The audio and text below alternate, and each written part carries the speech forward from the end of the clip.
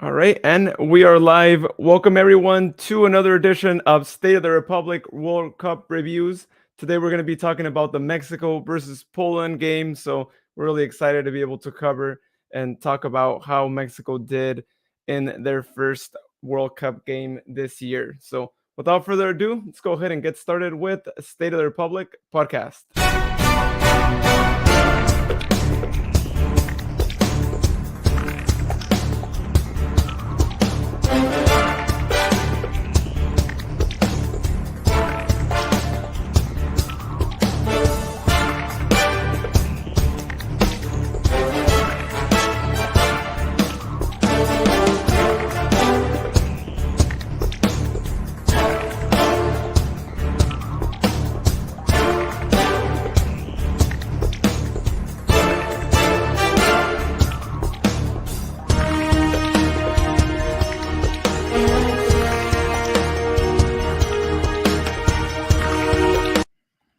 All right, and we are back. Thank you, everyone, for tuning in to the show. As always, feel free to leave your comments on what your thoughts were on this game, as well as the other games that we also had. I mean, we all know today's shocker news of the day is Argentina losing. I mean, most of us probably woke up to that news, and it's quite interesting. And I think it'll probably be the first of a couple of shocking games we'll probably be seeing in this World Cup. So let's look forward to the next coming days here. But let's go ahead and introduce my co-host tonight is Jared. How's it going, man? Doing good. Just keeping as warm as possible, and still coming to terms with these results from today.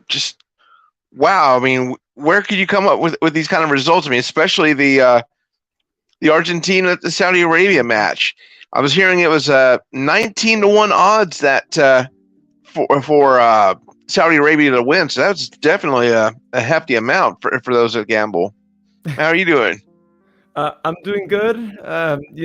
Mexico didn't lose; they tied, and we'll be, of course, talking about this game later on. But Yeah. I mean, I woke up pretty happy. I gotta say, seeing Argentina lose and seeing that this group is for anyone. I mean, that first place is up for grabs, and as y'all know, when you get to be in first place, typically the bracket tends to favor you, right? Unless there's another country that was a favorite for first and then they made it second. But when you passed, your group in first place, there's a good chance that you make it at least to quarterfinal. So hopefully Mexico can take advantage of that.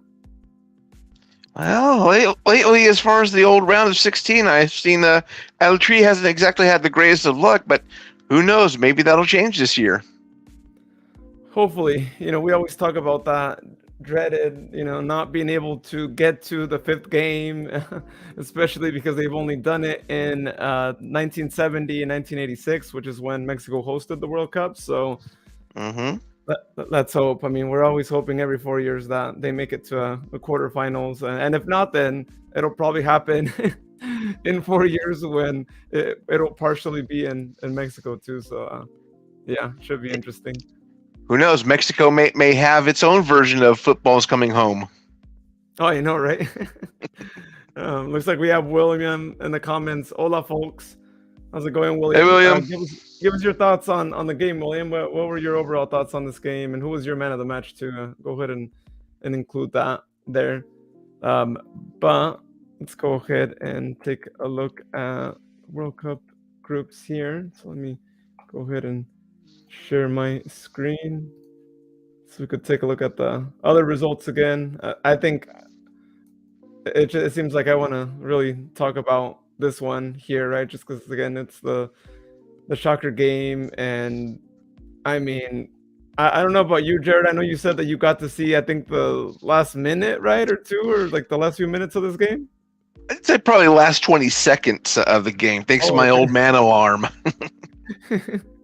I mean, what was like your reaction to like wake up to this and be like, am I dreaming or what's going on?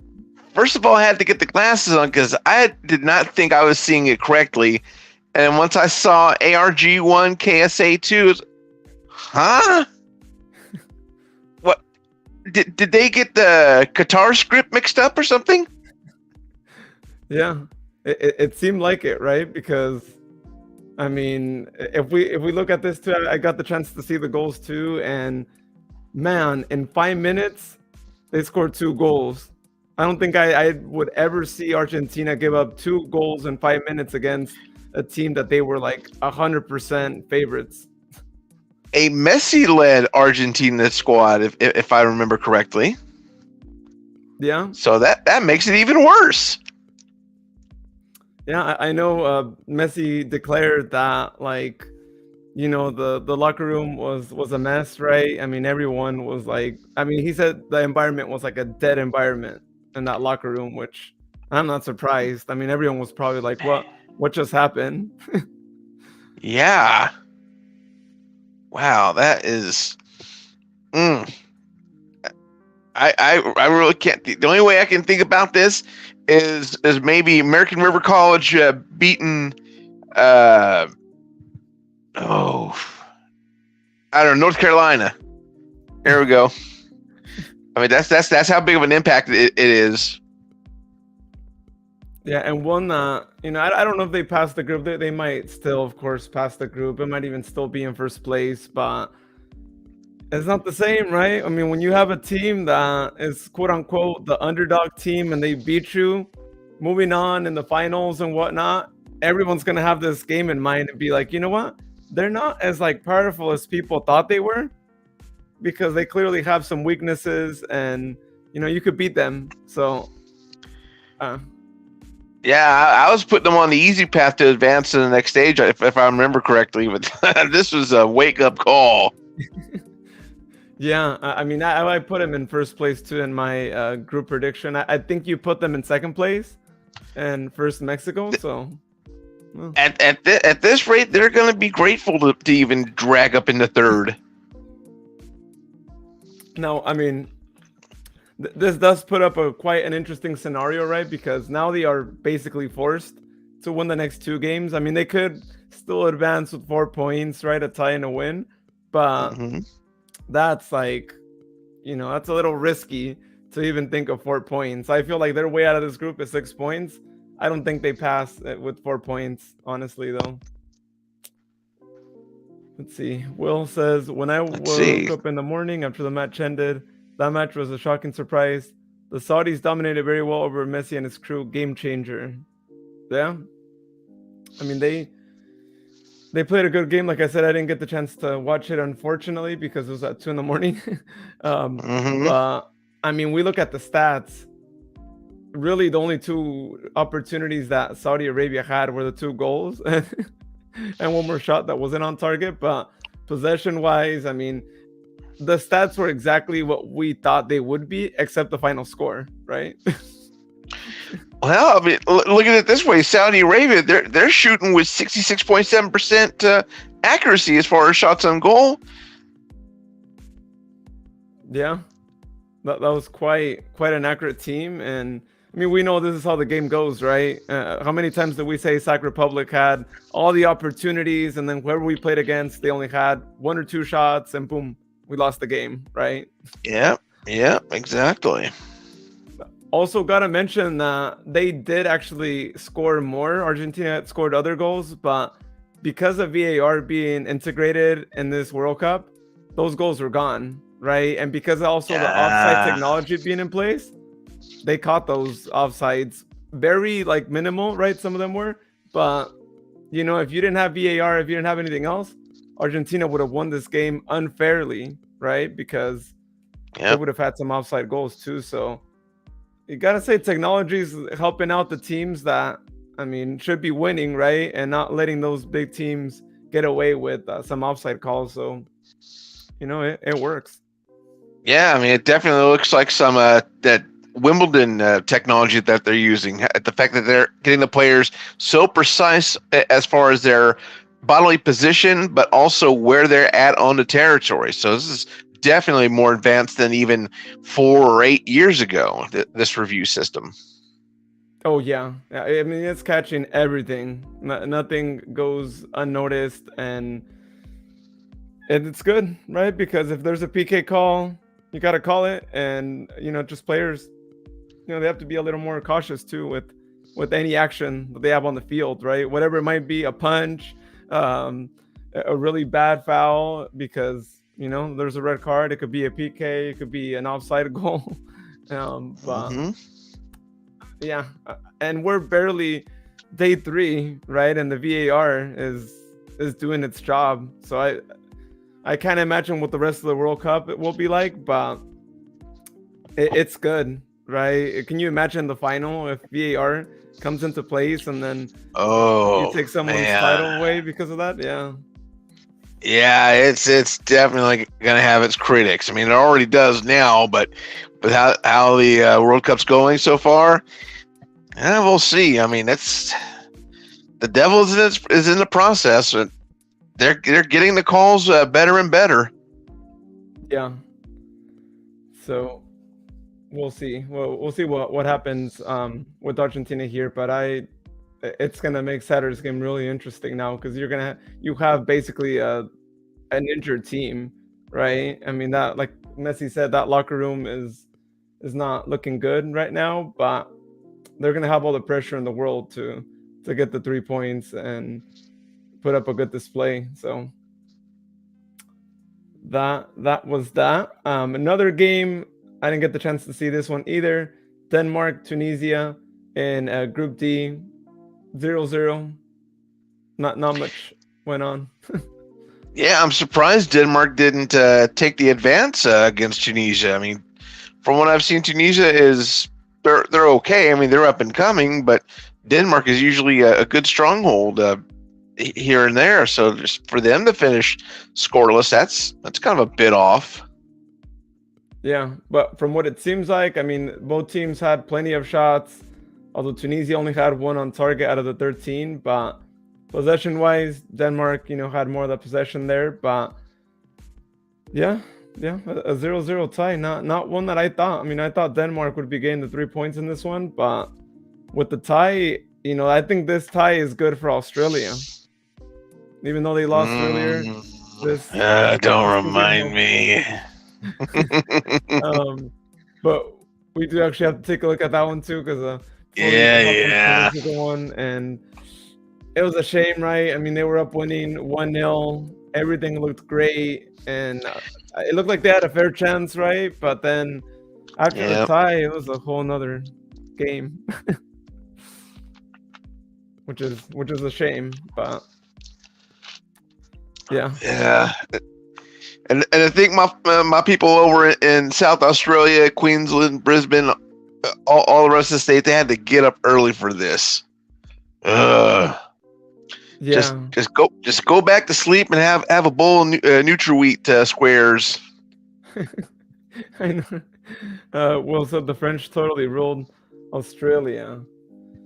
Yeah. It happened. But I mean, that's what unfortunately was the prediction of most, right? That France would probably be winning easily too. But I mean, they are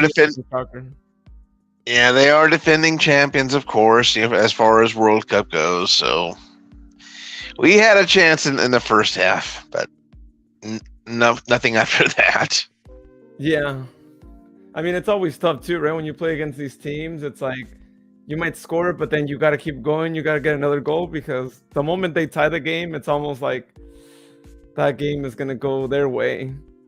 They have the momentum and they have the talent, right? So it's a shame.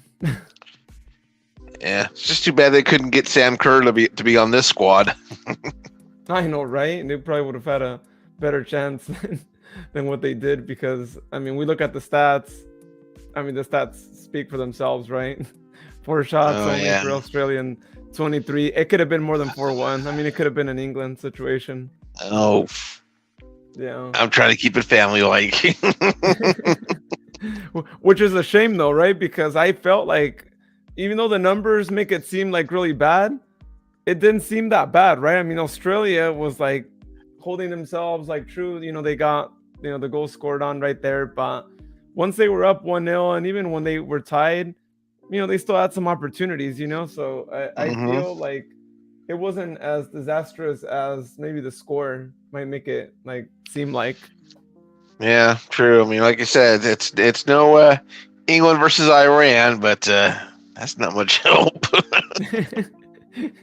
Yeah, and please let's see less score lines like that, right? Because then it's like, man, it's a one-sided World Cup. The more you see that, so Yep. hopefully we see less Yep. of that. Because honestly, it shouldn't even really be happening, right? Because only the best teams go to the World Cup, and you have to go through quite a bit of hurdles to get there. So it's really sad when you see a country just like get demolished like that. And Yeah.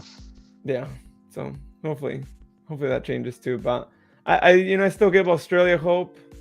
They just have to make sure that they get 3 points against Tunisia, and then battle it off with Denmark too.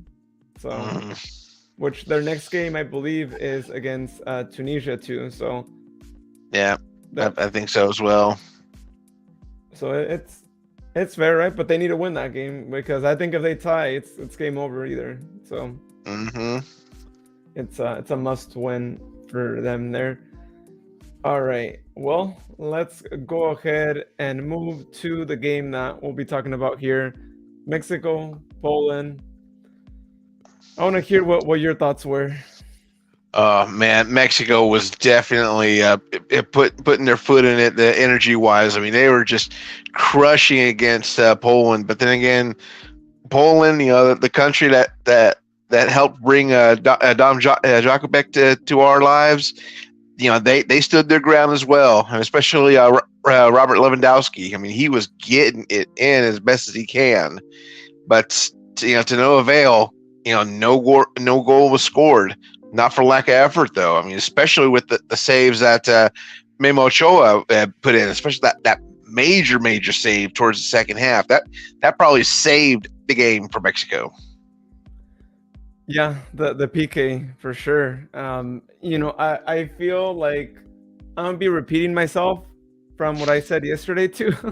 In the Mexico had to win this game, just like the US had to win yesterday against Wales, because they were the better team on the pitch. They had more opportunities, and they just didn't take advantage of them. And hopefully this doesn't hurt them in the future, because we just talked about Argentina losing the first game.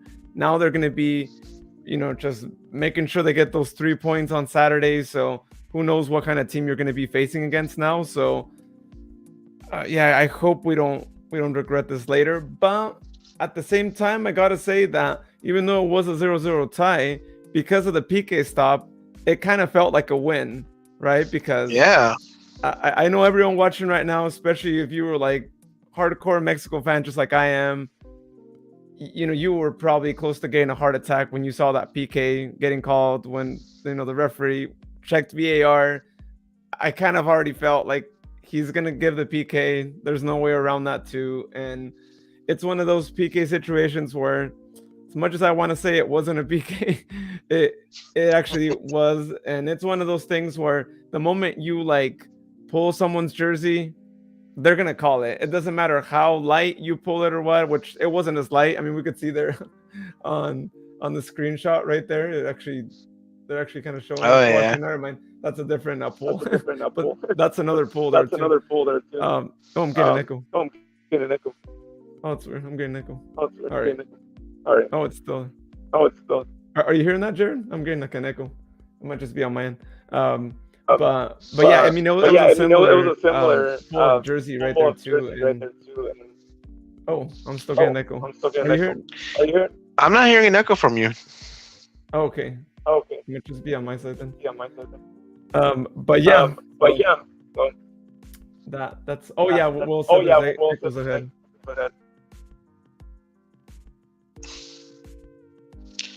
Okay, I don't know if William, if you can hear echoes coming from my end, go ahead and comment if you can. All right, let's see. I think it's better now. Okay, we're doing good now. Oh, I came back now.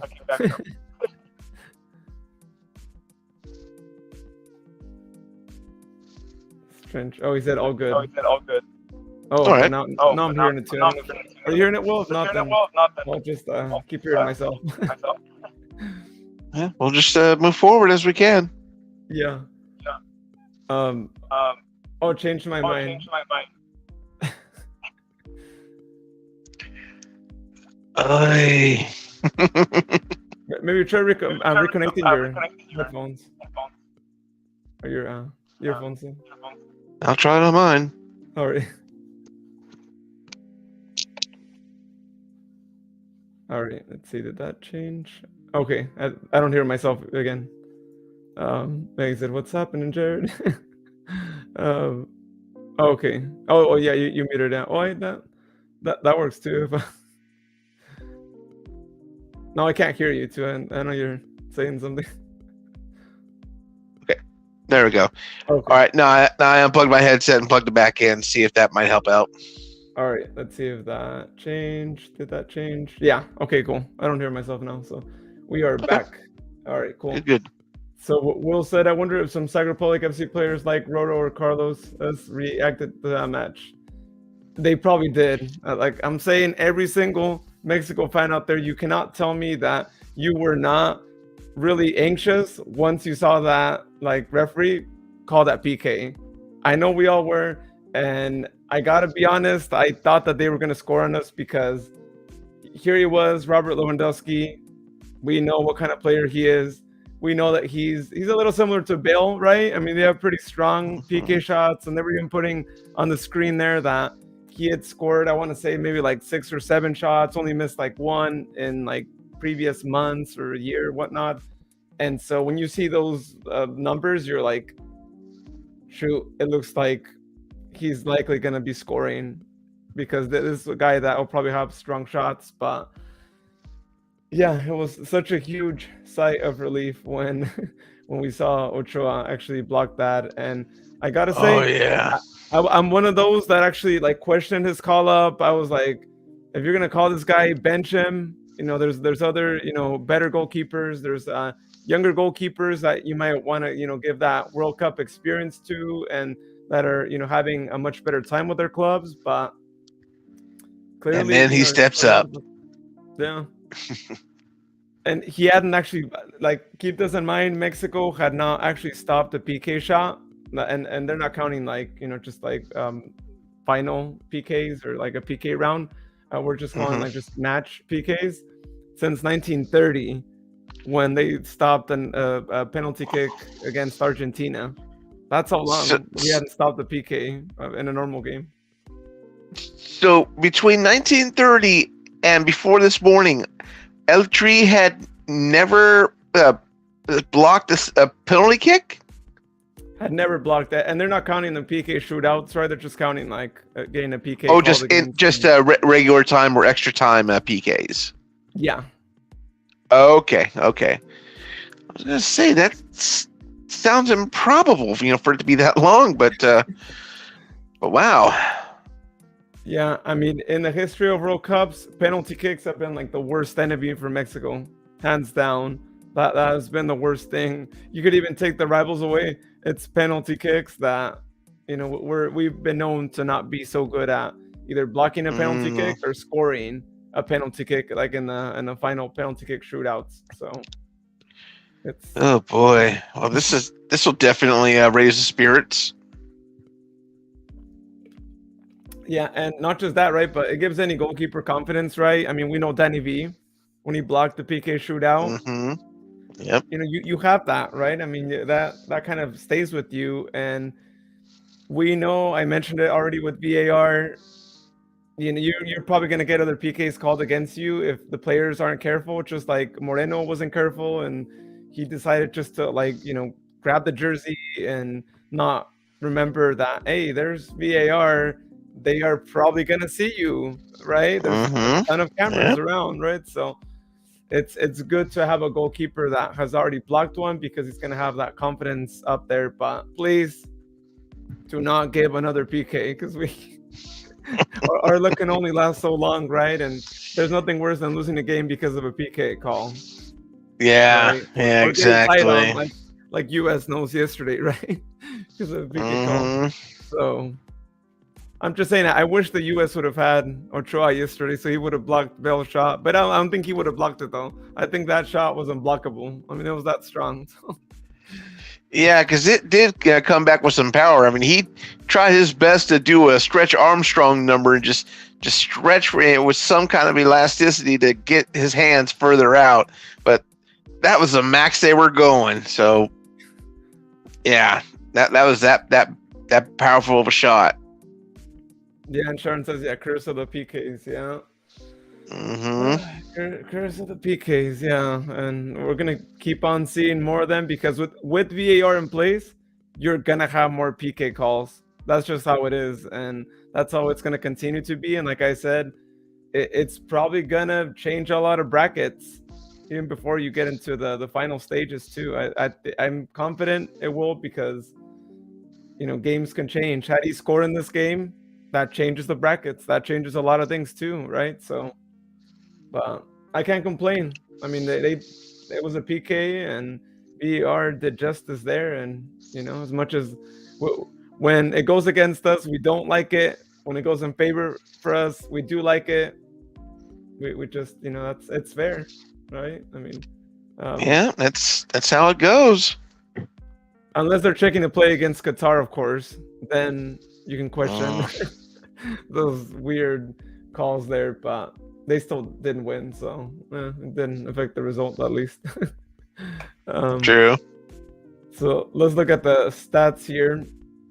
11 shots for Mexico, 4 on target, and then for Poland there were 6 and 2 on target. But possession was how it is there too, and that's why I say that Mexico should have won. They had more opportunities, more possession, and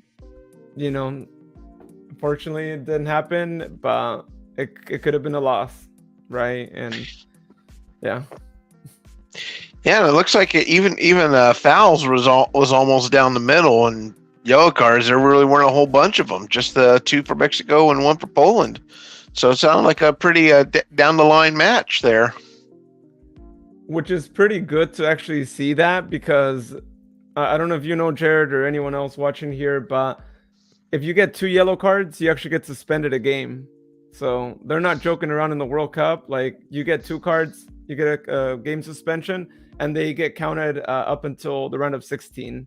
So if you get a yellow card in that last third game of the group phase, and then you get a yellow card in the round of 16, and then your team advances, you're gonna miss out the quarterfinals. So really important to watch those cards with any player who gets the card. So we got to keep an eye out for that too. Exactly. Will said Nick and Nick fouls for both countries. Yikes. Yeah. I mean, yeah, there was a lot of fouls too. In fact, there could have been more cards too than what's on there because those are plenty of fouls. Yeah, I mean it's no Republic FC versus San Antonio FC, but it looked a little dicey, here and there. Yeah, which is, I mean, to be expected too. I mean, both teams wanted to get the win.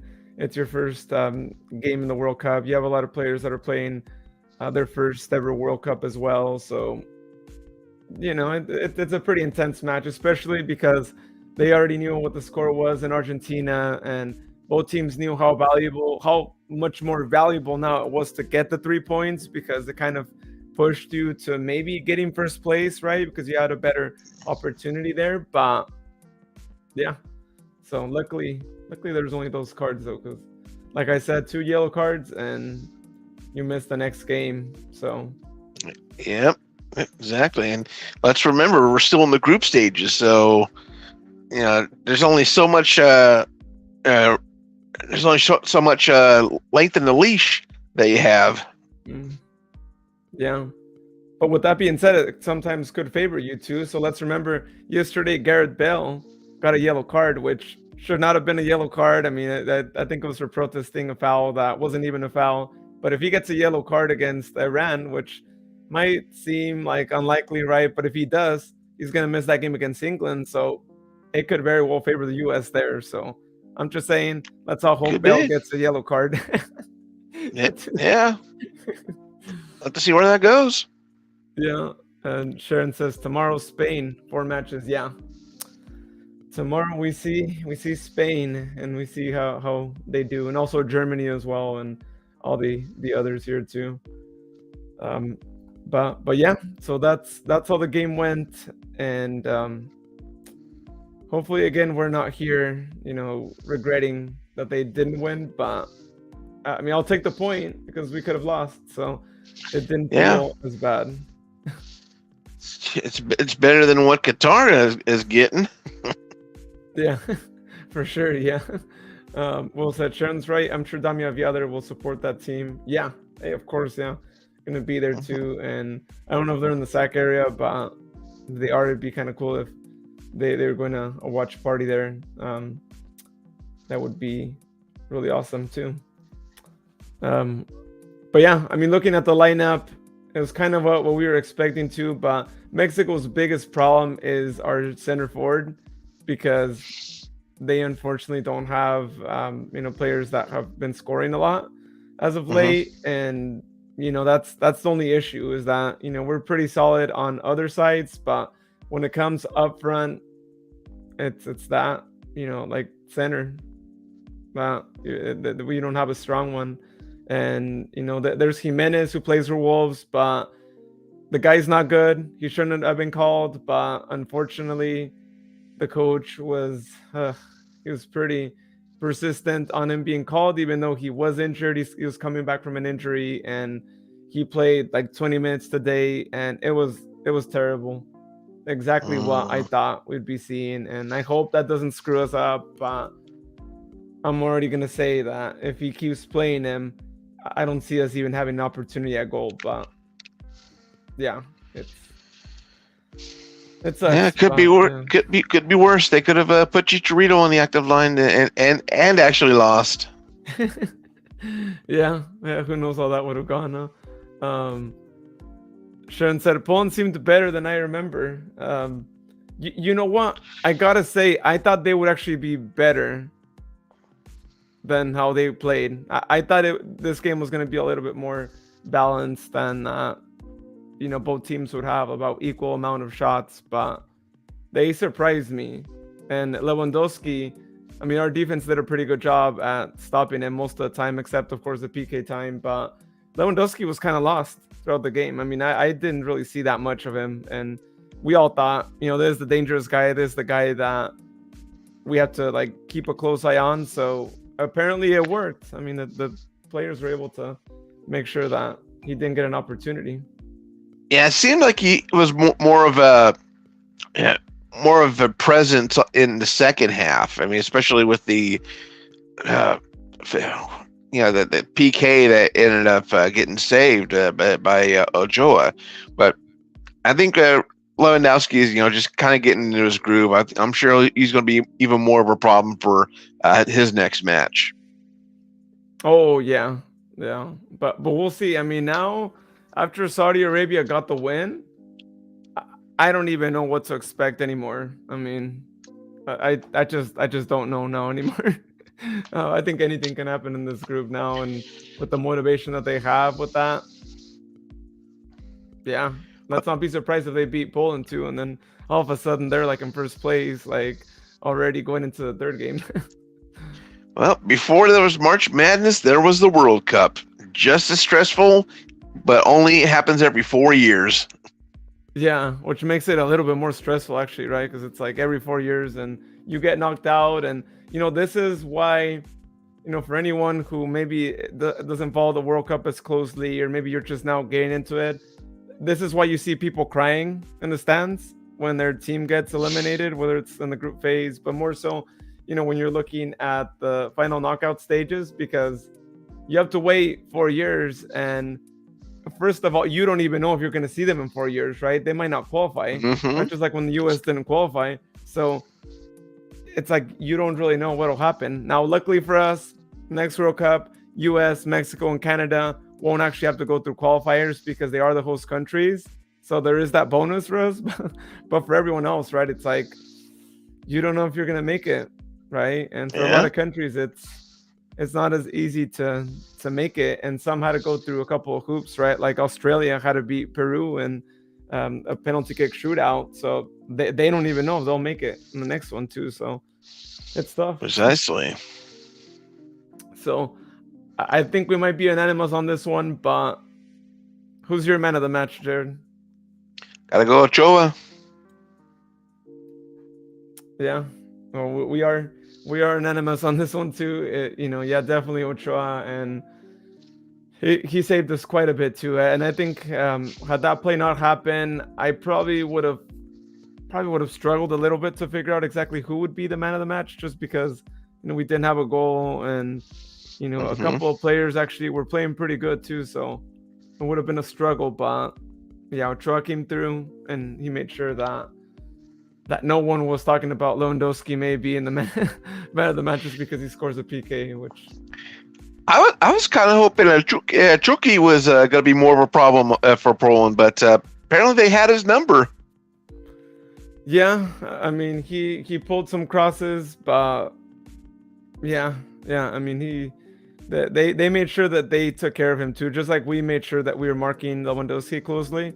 Everyone knows that El Chucky is a guy that you give him a little bit of space and he's gonna go 1-on-1 and get his goal, right? Because he's super quick, and he reads the game pretty well too, right? So they did pretty good on that side, which is a shame, right? I mean, if you saw the game, you probably heard all the people and the Chucky Lozano chants. I mean, there's a whole chant around him, and each and every time he had any opportunity at goal, I mean, people were out there cheering him on. And I've gotten to experience that at Mexico games, and it's quite something else to be able to do that chant for El Chucky. And I mean, yeah, the guy's done a lot, and we will always remember him because of that goal against Germany that let us actually beat them. So Oh yeah. I mean, there's definitely not an experience like that in a lot of places. I mean, probably about the closest I'll get is the Open Cup semifinal night at home,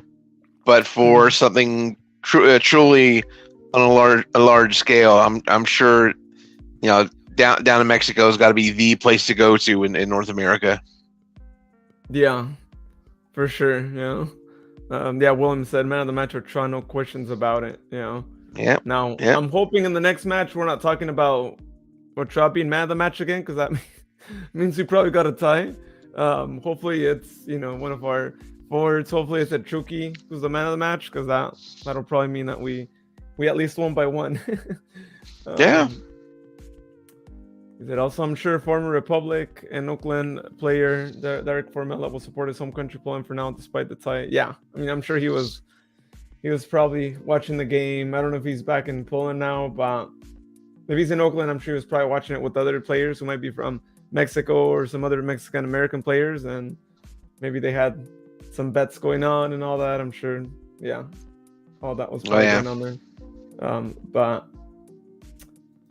yeah, and it looks like they could have probably used them too, right? To be honest, because they mentioned a lot of the players for the Poland national team. They're playing in some countries that aren't as known maybe for their teams, right? And I believe there's a player that's playing in the second division for I want to say Poland or maybe Germany, one of those two. But yeah, I mean, their second division players playing for the national team. So yeah, I mean, Dark could have probably had a shot at being at the national team, but he'll probably have to go back home to be able to be seen a little more closely over there. I mean, I'm sure that the Polish national team's got to have a look at that Darek. I mean, why not? I mean, he's got a proven record in the U.S. second division soccer. I mean, he'd be nothing but an asset for Poland. And if he made it to MLS too, I mean, they definitely keep an eye on that, because they have a player that I'm trying to remember his name, but there's I believe his name is Adam Buksa. He's a Polish player, plays for New England Revolution. So if he made it to MLS, they're definitely taking a look at the league over here. So he probably would have had an opportunity to actually play with them too. So yeah. Which actually I take that back to. I guess I'm just like reading now. He's now playing for RC Lens in France. But beginning of the year he was with New England still. So, and he had been called up when he was with New England too. Except he's now in France, it seems like. But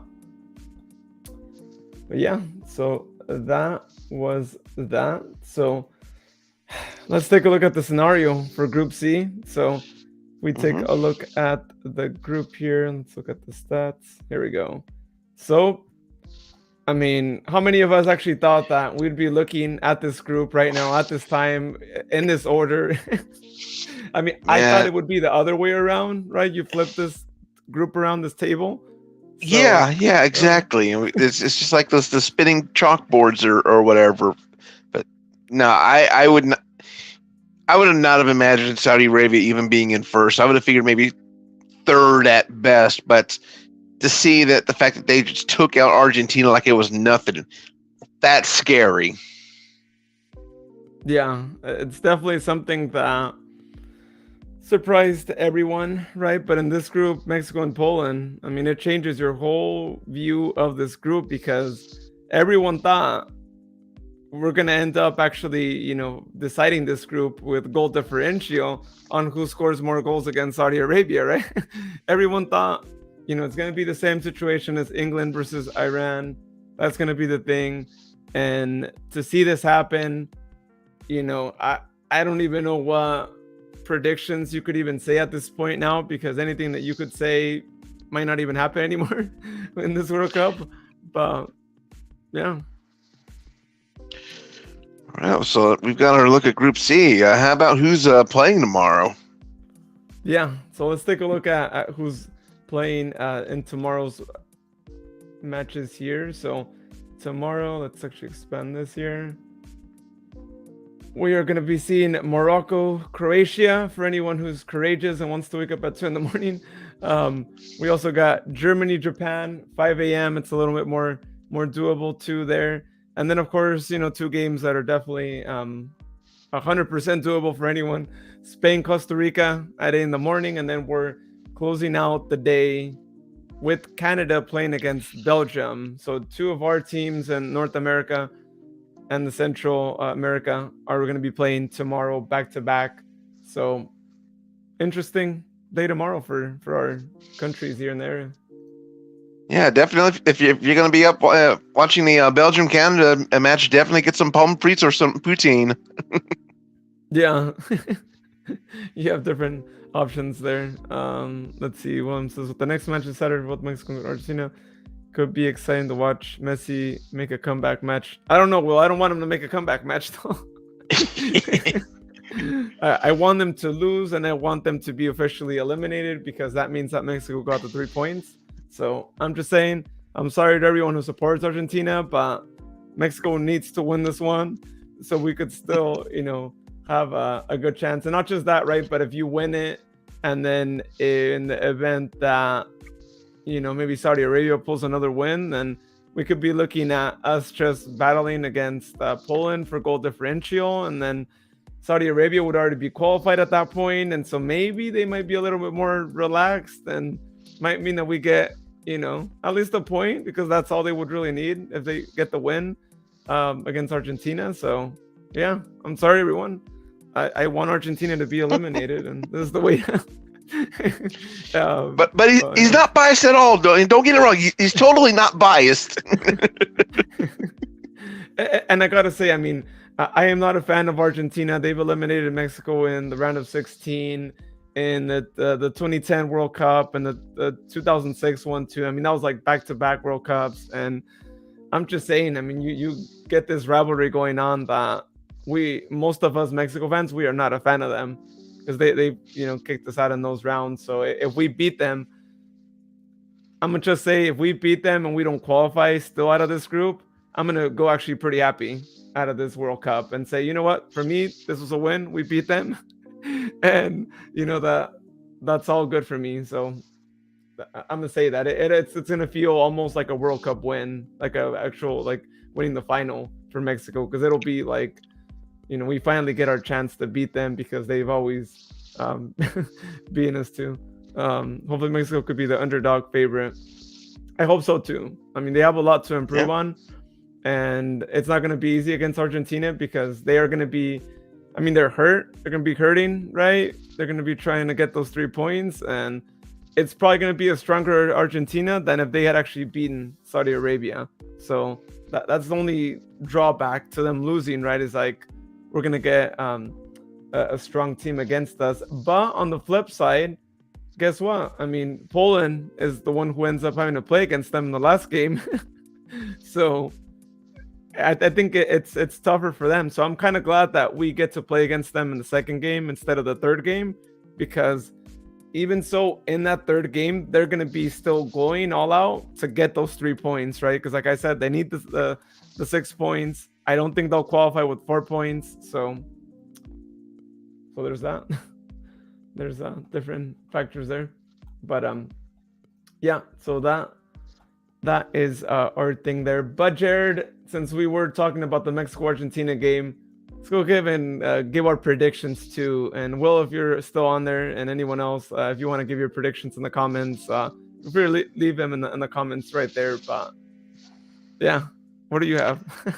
Oh man, that's gonna be a rough one. Because I know Messi's gonna be angry and hungry for a win. Mexico's gonna stand in the way of that, of course. And this is gonna be another shocker. I'm gonna go 1-0 Mexico.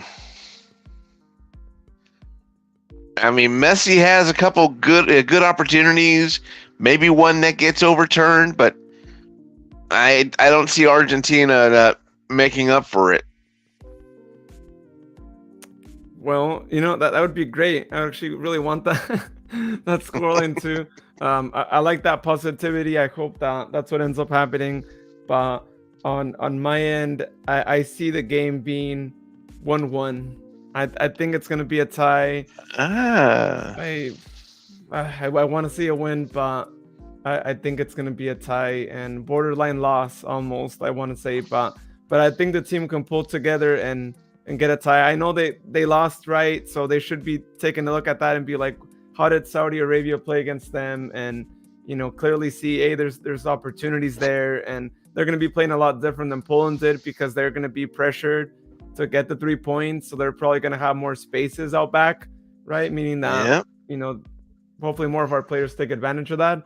But I see a 1-1 tie, and I think it's going to be one of those games where Mexico is going to be up winning 1-0, and then we get tied on. And I think it'll be a PK tie, VAR again, similar scenario. Messi gets his goal because of the PK call, and then it's a 1-1, and then it's like, all right, well, it's not bad either. I mean, I gotta say, another point is not a bad thing for Mexico. That just means like, okay, you got to beat Saudi Arabia in that last game, and they'll have no choice.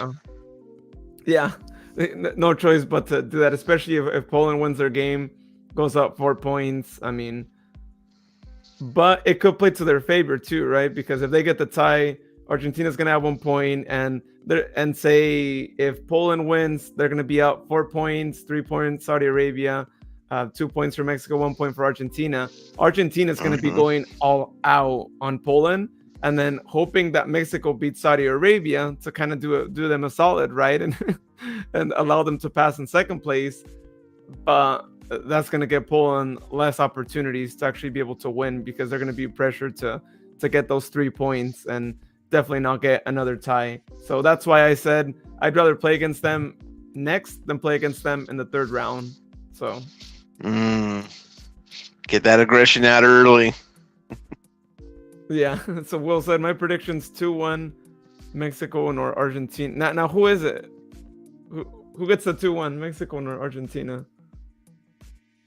Is it Mexico that gets it, William? Yeah. I'm like, who? I might like that score, but I need to know what side that's on. He'll like it dependent on the side, is what he means. Oh yeah. He said update 1-1, same as your. Okay, he's changing it now to. Okay. Okay. Yeah. All right. Yeah. I guess I'll take that too. I mean, of course, we'll take any points versus getting a loss too. And now he says Mexico. Okay, so 2-1. Are you going with 2-1 Mexico or 1-1 tie? I mean, I like both scores either way. I mean, I'm cool with either. Let's see. He said, by the way, Nick Ross baby is representing Mexico too after I saw his Instagram recently. It looked too good. I seen that. Mateo looked cute with the uniform. Well, his wife is Mexican too, so it seems like yeah, he'll have Mexican and Scottish, fandom too, getting to support both countries. So Yeah, because he said in his Instagram post, even though Scotland's not in it, it might as well represent the other half of the heritage. And it's just the cutest photo of little Mateo, wearing the L3. That looks like he might be supporting Mexico #1 for Scotland. I'm just saying. We'll see. But it's always really awesome when you have two teams to support. My case with Mexico and the U.S. too. But when they play against each other, I mean it's a bit rough. But there's always that one team that you kind of lean more towards. Like in my case, I gotta say, even though I was born here, Mexico is the one that I end up leaning more because they were the original team that I supported from the beginning too. And it's the same thing I say with Cruz Azul versus Sac Republic. Yes, the match would hurt, but at the end of the day, I gotta support the team that was my original team. But if they tie, it's like, all right, that's great. I'd rather see a tie. Yeah, and then the two teams I usually go for. The Netherlands, I've kind of followed them, watched them from like the Patrick Kluivert days, back in '94 and '98, and just kind of seeing how they progress. In fact, they even went to the World Cup, I want to say 2016, I believe, against Spain. I probably have that wrong, because my memory is sometimes isn't all the greatest. But yeah, I mean that was like the one France '98 souvenir I bought online. Just this big old cap with the Netherlands flag on the top, and on the underbill it's orange. It said Nederlanden. I mean, but as far as the team, yeah. Oh yeah, but as far as the Socceroos for Australia, I mean I've fallen in love with the country for years. I mean, it started out listening to my sister's NXS records, and then in the late 90s, early 2000s, getting hooked on Australian rules football, adopting a team, and now a women's team playing in the same city. So Port Adelaide Power, both in the AFL and AFLW. Having gone to Australia for 10 days back in 2005, taking in Melbourne, Sydney, Brisbane, and not in that order. And let me tell you, if you've left San Francisco by airport and you get that slight depression from leaving a city, you get the same effect when you leave Sydney. Because, I mean, the last day I was out there, just going up and down Sydney Harbor, going on the Oz boat, passing by the buskers in the Circle of Keys. The day I had to leave, I mean, I legit, was dropping teardrops left and right on that plane because I did not want to leave. That's how big an effect Australia has had on me. So naturally, of course, I end up following the Socceroos. So that's just kind of explains that. Yeah, well, that's really awesome to have that story, and it's in my bucket list. Hopefully, one day to visit Australia or New Zealand. Most definitely. Hell, do both. I mean, I've got New Zealand on the list too. Yeah, might as well, right? Because they're just like right there, and you probably get real quick from one side to the other. But one more thing here before we go here. So Thursday's games, right? That ends the first round. We're gonna have some pretty interesting ones, which is really great, right? For a lot of us who are gonna be off on Thanksgiving. So got Switzerland, Cameroon at 2 a.m. for anyone who wants to maybe sleep early on tomorrow and wake up and watch that game. It should be a pretty good one. But if you want to sleep a little bit more, then Uruguay, South Korea should be a pretty good one as well. 5 a.m. We'll see if Korea could also pull an upset on Uruguay, similar to Saudi Arabia with Argentina. So could be, you never know. So it'll be interesting to see that. Then we got Portugal against Ghana, Cristiano Ronaldo's debut. And not just that, right? But now that we found out that Manchester United just let go of his contract and he's a free agent, and with all that going in his mind, we'll see if it affects him or if he's still the same Ronaldo that we know. So it should be interesting, right? Especially with that news that broke out. And then, and a side note to this, Kevin Nagel, no, we don't have enough money for him. No. Can you imagine that, right? If like if he came down, wow. If he The came, only yeah. way, the only way we could get him is if Kevin was making Jeff Bezos money, but that's not happening. I know, right? Yeah. Well, hopefully he ends up in the MLS, though. I really hope so, because it would be really awesome to be able to go watch him live, and regardless of who he plays with, too. But you know, I mean, I know Ryan's been making a campaign for him to join LA Galaxy, which I guess if Chicharito ends up leaving, but I don't know if he will leave or not, then I could see him being there. But Portland. that would be pretty cool too. Yeah, if they had him too. I don't know if they have the money for him, so I feel like, Oh, probably not. yeah, Probably I not. feel like if he comes to MLS, it'll either be one of the LA teams or Inter Miami, or yeah, maybe Atlanta United. But I mean, I'm thinking more of his lifestyle. It's got to be Hollywood or Miami, one of those two for his lifestyle. If it's LA, it's gonna suck, but it's completely understandable. If it's Orlando City, he's dead to me. Yeah, either way, they couldn't even afford him. I mean, there's no way that they could afford paying him to. And so, and the one team he's definitely not going to is the Earthquakes. We know that for sure. He would not go there. Nope. As much as you got the Bay and all that, yeah, we know the Earthquakes are the team that pays the less out there. I'm sure CR7 could be landing Miami somehow, or landed, and yeah.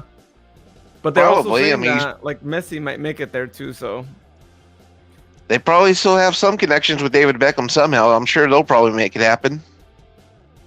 oh yeah, I mean the money is there, and they wanted him, but I don't think they could afford Messi and Cristiano, and I don't even know if they would even be allowed by MLS, right, per MLS rules and all that. Which would probably be good if they're not. As much as it'd be interesting to see them both play on the same squad and see how that would look like, but I mean that's overpowering just one team with those two guys. And granted, yeah, they're a little bit older now, but still. And I don't even think Cristiano would want that, right? I mean, he's going to take part of the spotlight away, and I just think it doesn't make business sense to have both of them, because they'll probably clash, I'm sure. Oh yeah, absolutely. But hopefully he lands in one of the LA teams, because you know what? That means we might be able to see him in Open Cup. Can you imagine that? It's like we're playing against them in Open Cup, and we get to watch Cristiano against us. Yeah, that is if they don't decide to do a Chicharito, you know, and have him on the sub, joining in like the last 20 or 30 minutes. I'd be cool with that, because I feel like, you know, Cristiano could be dangerous any minute too. But if you give him the whole game, then yeah, then that could be real dangerous. You know what? Granted, those tickets are gonna be expensive, but you know. You know what? Let LAFC get them, and let us get them in the Open Cup, and that way we'll own all of Southern California. That would be good. Can you imagine that if we get him in the Open Cup, and you know the game's at the bank again, we go watch the game, and he's there playing with them. Oh man, that would be, you know. Thinking I have to bring protective gear as well. I mean, Lord knows LA fans fight over anything, even against each other. Yeah, I mean, the rivalry is quite intense too. But yeah, I mean, we'll see if it happens. It'd be nice, right? They would unite Bale, and can you imagine that LAFC team? Gareth Bale, Carlos Vela, like Chicho as well, and now with Cristiano. Hands down, they're gonna get another title. They're gonna get the Supporter Shield, Open Cup. Oh yeah, they would win everything. Oh, CONCACAF as well, the Champions League there. Yep. They could. I feel like if they bring him, forget about it. There's no other team in the U.S. but LAFC. But it would be fun to see that either way, you know, to see them get him, Inter Miami get Messi, maybe get another player, and let's go Miami LAFC final, right, coast to coast. Yep. So we'll see how he does though on Thursday, 8 in the morning there. And we'll see when they announce a team for him, right? Because he's in the World Cup now, but I'm sure we'll probably hear news of where he's going to be playing at, right? Because the World Cup ends, December, I want to say it was 17, 18. And It'll probably be in a new year when they announce it. Yeah.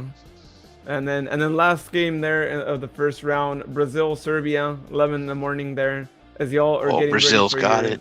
Thanksgiving. As maybe y'all are like cooking your Thanksgiving dinner, you can watch this game, which I think it's gonna be not as one-sided as we might think, though. I feel like Serbia, they have some solid players and whatnot, and I think, like I said, anything can happen. After Saudi Arabia beat Argentina, I can't even give a prediction for anything anymore.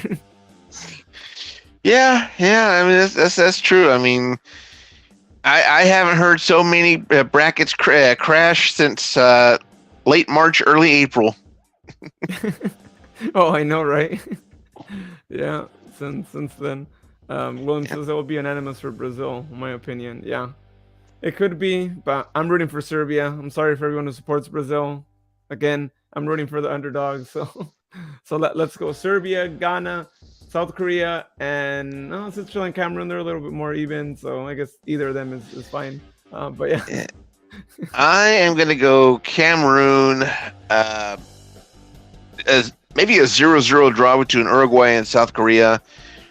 Portugal takes out Ghana, and then Brazil, they either keep it close or they turn on the Jets against Serbia. Yeah, that's where they could prove themselves too, and how they're going to be doing. And get this too, right? If Brazil gets first place and Argentina ends up second place, they're not playing in the final, just like a lot of people maybe dreamed. Oh, Argentina Brazil final.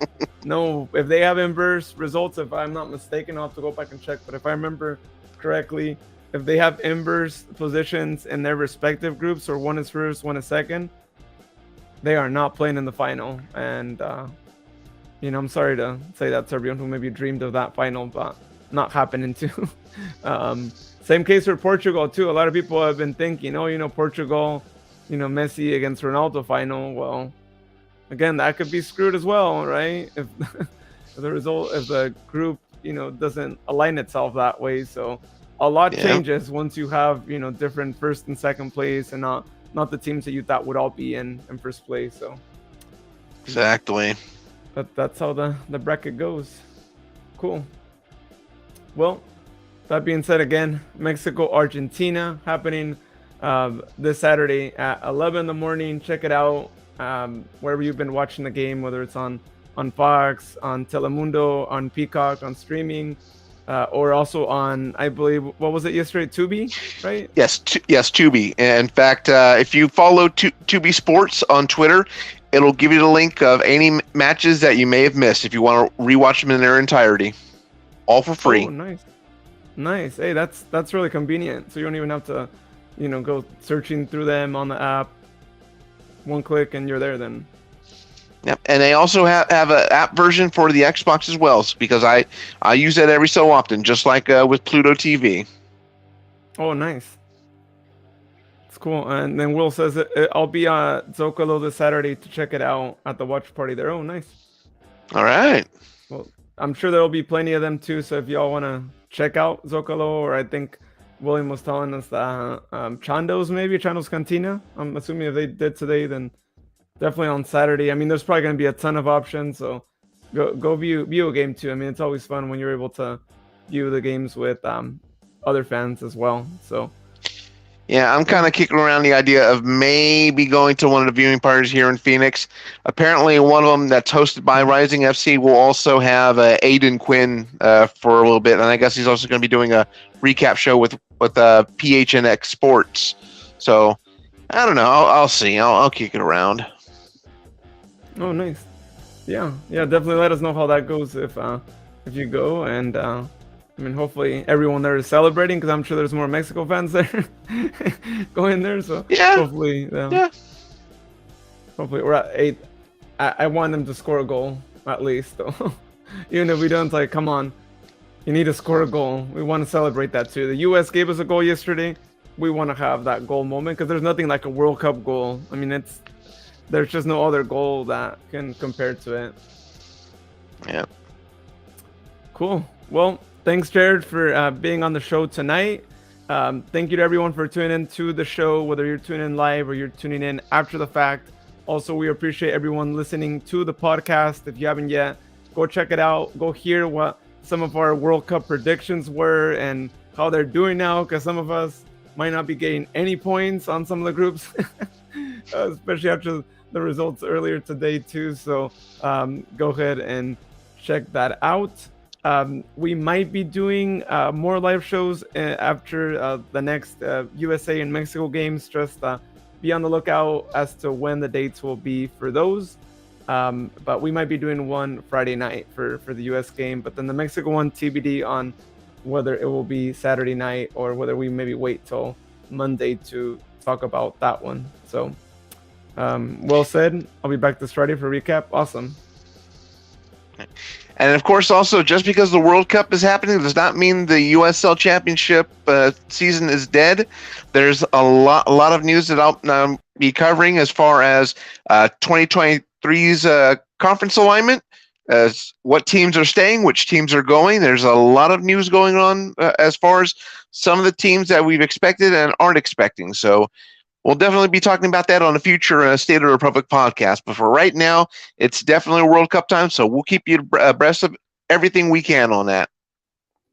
Awesome. Yeah, we'll definitely be recording a pod once we have that, along with more Republic news, hopefully sometime in the future with more transfer news, or maybe no transfer news, and I'm cool with that. That means no one leaves. So I'm actually cool with that for the first time.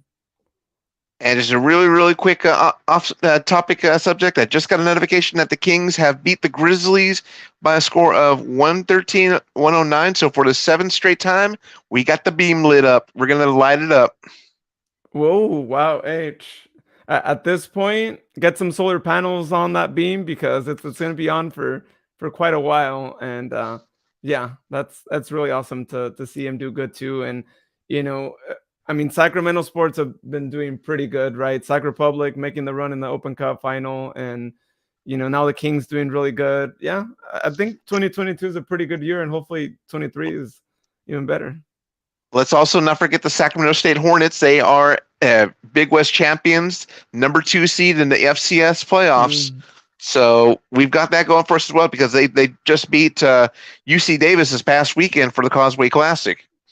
Oh yeah, so I saw the pictures for that. It looked like a crazy atmosphere. Like they packed that stadium. Easy to say, Sacramento is definitely in a golden day of sports with all these successes that our clubs have had this year so far. Yeah, it's looking pretty good. So does that make the Kings 10-6, right? Is that the record now? Or? Yeah, and if the Suns end up losing, that'll put us on top of the Pacific Division because before today's game, we were only half a game behind Phoenix for the Pacific Division number 1 spot. And we already have at least the number 5 or number 4 seed overall in the Western Conference so far. So this is excellent. I mean, the Kings' success, the Hornets in the FCS playoffs, the Republic FC making such a strong Open Cup and USL Championship playoff run. There's really nothing to be ashamed of for any losses. For those of us that have been longtime Sacramento fans in general, this is the payout, hopefully. Yeah. This is what we've been waiting for. And even if nothing happens, just like with Republic and whatnot, it's always nice to see good performances, right? Because then that could lead to better seasons in the future. So that's what I would tell everyone.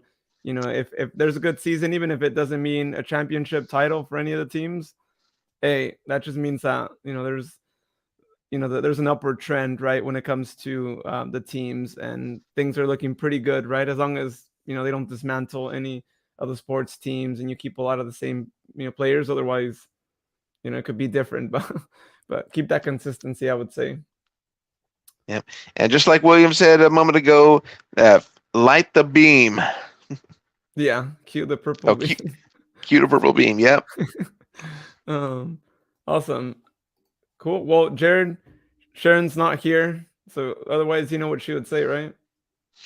Cue the music.